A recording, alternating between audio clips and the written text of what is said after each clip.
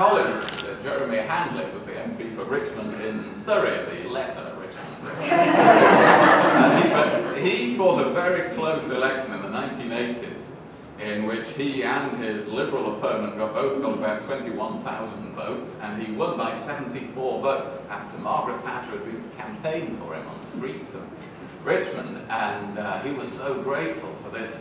He went to see her after the election, and he said, "Prime Minister, I've come to thank you for all the support you gave me. You came to my district and my constituency, and I won by 74 votes." And he said, "You know, you got me those 74 votes."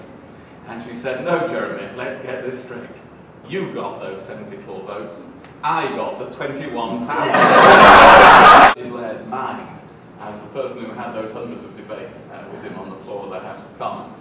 And I think they were probably developed in Oxford, in the Oxford Union, really, but I developed some of the techniques of how to try to catch out a Prime Minister who actually was on the top of his form, at the peak of popularity, had many years of popularity through the last Parliament.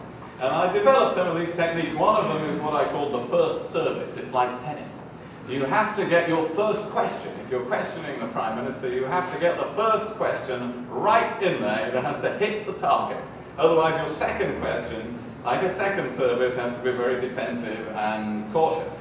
And this means asking a question that is so short that it is over before he can find his place in his folder where he has all these and so unexpected that even if he does find the relevant place, the answer isn't there anyway.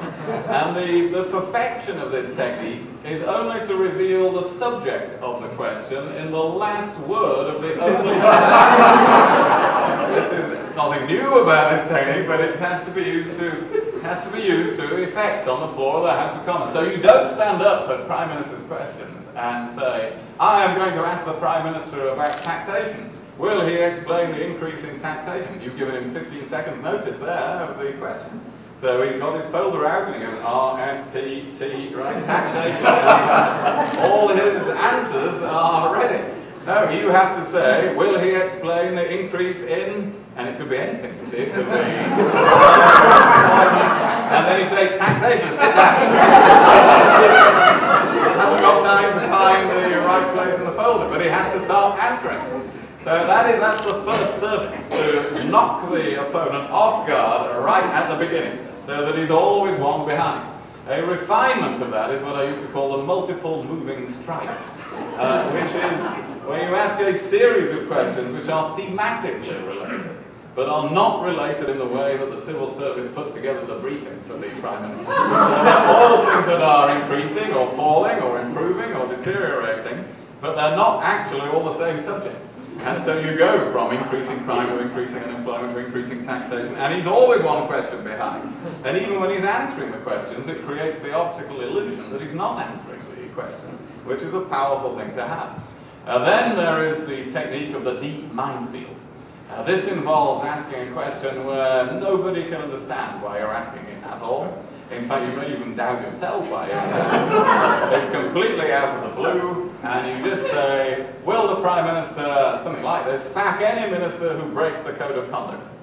And everybody said, well, what on earth is he on about? It's not in the news, there's no minister breaking the code of conduct, and the Prime Minister stands up and says, yes, of course, and everybody forgets about it. Then 18 months later, a minister breaks the code of conduct, and this explodes beneath that minister, because the Prime Minister said he would sack any minister who... Then there is conventional carpet bombing.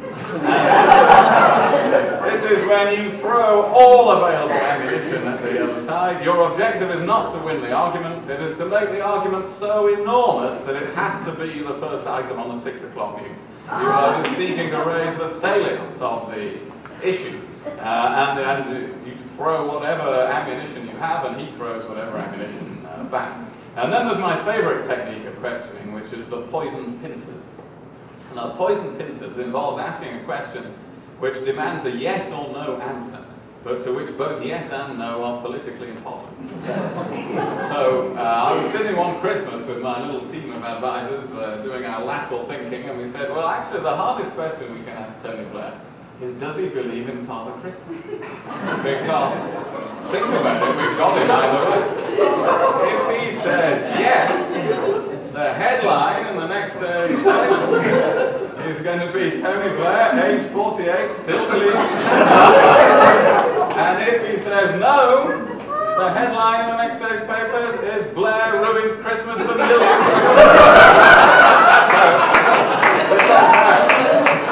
Of course, I couldn't really ask him, or I would have looked ridiculous. We couldn't have that, could we? Although we sometimes did have that.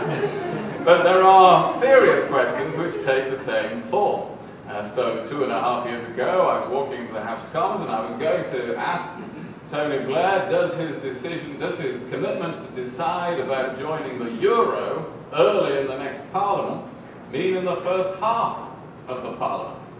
Now this is a poisoned pincer, because if he said yes, he'd have a whole new timetable for joining the Euro on the spur of the moment. And if he said no, he would have to argue that something could be early in a period without being in the first half of it, which is tricky in a debate. So I've got him, and I thought I'll make it even harder. I said, does his commitment to decide about the Euro early in the next Parliament mean in the first 2 years of the next Parliament? And then he did something completely unexpected. He stood up and he just said, yes, of course. Well, then 2 people had to pretend they were not astounded with this answer. One of them was me, because I got all my subsequent questions ready on the basis he would evade so he said yes, he accepted the 2-year timetable on the spur of the moment, which I just thought up. I could have said any number of days or weeks, and he just said yes. The other person who was astounded was Gordon Brown, the Chancellor. This was the first heat. And Mikhail Gorbachev died, unfortunately, and went up to heaven. And when he got there, there were 2 entrances. And one was for all those men who'd been ruled over by their wives. And there was a queue stretching as far as he could see over the cloud. So he said, I'll look at the other entrance. And that was for those men who'd not been ruled over by their wives. And when he got there, he could see there was only one man standing there. And it was Tony Blair. He said, Tony, what are you doing here at the entrance for those people not ruled over by their wives? And he said, well, Cherie told me to stand here. And went on into heaven, and God said, what can we do for you, Mikhail? And he said, well, I did a good job. I brought an end to the Soviet Union, albeit inadvertently. And I helped to end the arms race, and I did a good job. And God said, you come and sit here at the right hand of God. And then Ronald Reagan walked in. And God said, what can we do for you? And he said, well, I worked with Mikhail up there to end the arms race, and I helped everybody in America to get a bit richer. And God said, very good, you come and sit here at the left hand of God. And then Margaret Thatcher walked in. And God said, what can we do for you, darling? And she said, first of all, don't call me darling. And second, who said you could sit in my chair?